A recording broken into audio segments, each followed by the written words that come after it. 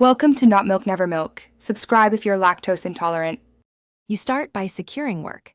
Save project copies and export any keyboard, workspace, or effect presets. Once done, open Creative Cloud and turn off sync settings so cloud overrides stop. Then make sure you know where Premiere stores preferences and media cache, on Windows in appdata \roaming and appdata \local, on Mac OS in ~library. Now close Premiere and proceed. This removes external interference and prepares the application for a clean reset. You will remove the stored settings. First, try holding Alt or Option while launching Premiere to force a preference reset.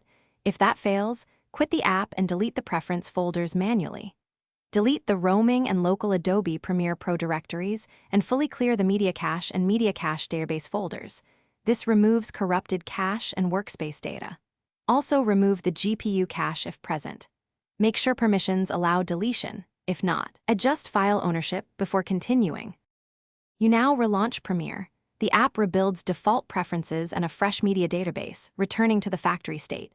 Once the interface appears, inspect workspaces and project templates, then re-import any exported presets. Make sure sync settings stays off until you confirm stability.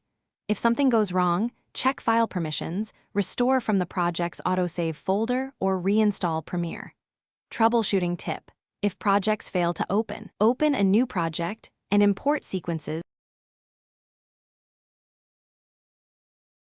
Thanks for watching. If this was helpful, leave a like and consider subscribing. See you next time.